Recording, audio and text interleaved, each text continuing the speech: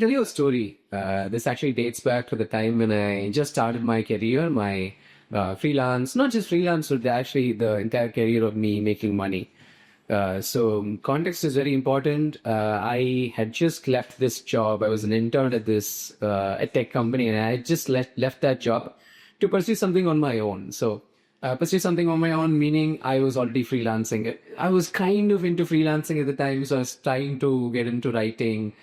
And so that was when this kind of millionaire, billionaire, whatever you want to call him, but this person who was hyper successful in his own field, was very well known in South India and the Indian architecture space. He kind of approached to, and he approached me with the offering that, hey, like I see what you're doing on LinkedIn. LinkedIn's my platform if you don't know. But I saw you on LinkedIn, and it looks like you're doing quite well for yourself. I mean, I like to kind of force your writing.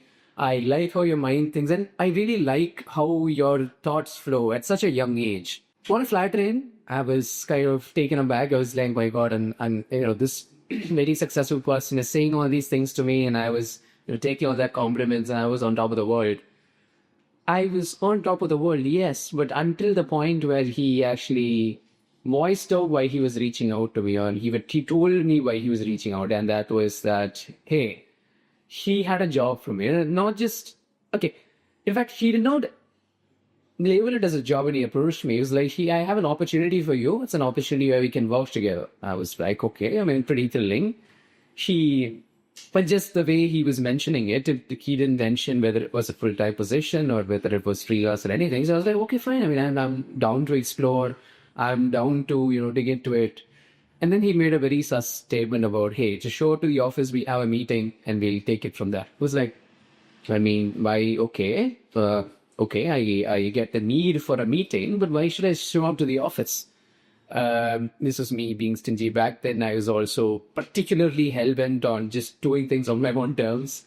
So I was like, I mean, can't I just do it from the office? So that was when the alarm bell started to go off, and I asked him, hey, is this some kind of a freelance position? Is this some kind of a part-time position? I'm only asking because I left this full-time job because I don't want to work a full-time anywhere anymore. I want to pursue my own thing.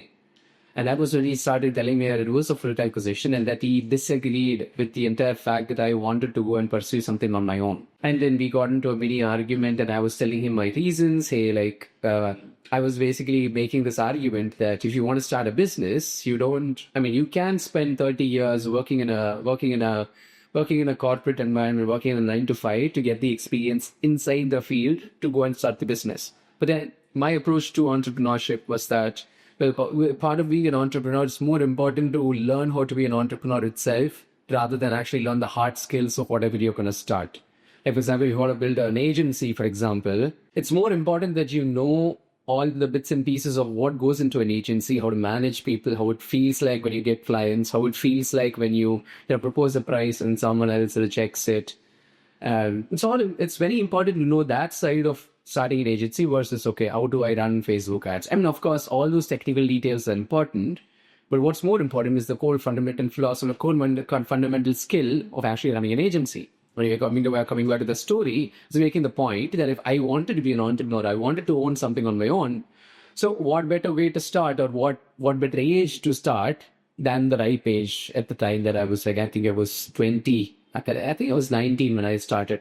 So he disagreed with it. He was like completely against it. And he told me, hey, you're making a bad choice. You should just take this opportunity. I'm literally handing it to you on a silver platter. You just take this opportunity, spend 2 years working under me, take the experience, and then you can go and do something on your own. Okay? Logically, makes sense. Completely makes sense. But I still decided I'm not going to do it. 2 days, 3 days, 4 days after it, I was like kind of regretting. I was like, what am I doing? Like, this person just offered me a job and blatantly rejected. What am I even doing? I don't even have an income stream. Why did I even reject it? 3 months after that, I landed my first US client. I don't even think it was 3 months. In fact, I think it was just a month after that, I landed my first US client. Ever since that point, I don't think I've ever looked back at, I don't think I've ever looked back at the traditional, job. Now, the reason why I'm telling you this story is not to tell you, hey, screw 9 to 5, go and start your own thing. That's for a separate video. This video is not about that. This video is about the fact that, hey, that experience that I had with the architect, the well-known architect in this space, was kind of like a mentor-mentee kind of an experience, mentor-mentee kind of an exchange, where he was trying to assume the role of a mentor. He was trying to mentor me, he assigned me as his mentee, and he was trying to tell me what's good for me. But then, I mean, it's now that you heard the story, you should realize that his version of what was good for me wasn't what was objectively good for me. And I really was part of saying, you can never know what is objectively good for someone. There is only subjective goodness, what is good for you subjectively. Which is why I think that comes to the topic of this video, which is, hey, you are the god of your own life. You are the guru that you're looking for. You are the mentor that you've been looking for your entire life. So much of the internet and so much of modern day social media, how it functions is people sharing their expertise on certain topics. No harm in that. I absolutely love that. In fact, that is one of the good sides of social media, the fact that it allows people to just share their expertise. But the downside of that is, well, it just incentivizes people to be just cognitively lazy. Like, absolutely cognitively lazy to the point where if you give them a simple solution, a simple problem, their instinctual response to that is, hey, I'm going to go and ask Google. Or, hey, I'm going to go ask ChatGPT. That's even worse. If people go and ask ChatGPT for the most basic ass request. Like something as simple as, hey, okay, this girl said this. How do I respond? Okay, I'm going to go ask ChatGPT. How does ChatGPT? It's going to give you some objective answer that it got from some guru writing a blog. It's not going to know better than your own mind. And the problem here is you assuming that ChatGPT or Google knows better. In fact, it goes a layer deeper. The problem here is you assuming that other people know better than your own mind. And in fact, just put in a sentence, it's like you underestimate your own knowledge, you underestimate your own mind and what it's capable of, and you constantly overestimate what the outer world or what your guru or what this famous person on LinkedIn or YouTube or Instagram or what have you has to say about the problem. And most of the times that's not the case. It's, again, like my story shows you, it's like he was very successful in his own right. He had a very thriving business, and all his advice being sent to me was coming from a good place, a place where it's all tried and tested. Advice that he was giving me was advice that worked for his own employees. Right? The kind of advice that he gave to his own employees who, worked for him for 2 years and then left to start their own companies. But it did not work in my case simply because the context behind the advice, the context that he gave, the context that he was coming from was completely different from the context of my own life.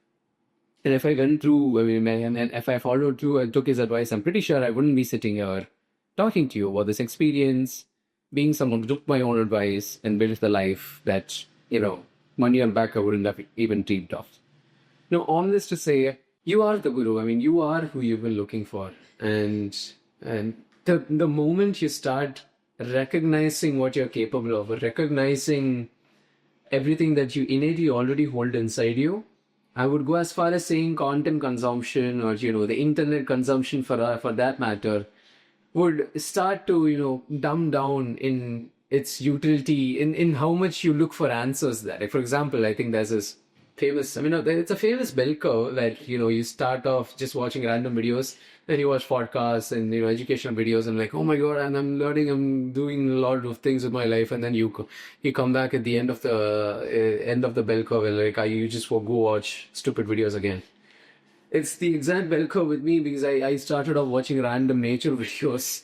I used to do that all the time, this random shrimp and the mantis shrimp, just punching the arm of a crab. Then from that I went to, okay, I should just consume content mindfully. I should just consume podcasts, experts talking about things. And then eventually I realized that, hey, like, I am consuming so much, but it's like I'm not even using the part of my brain which already knows a lot of these things.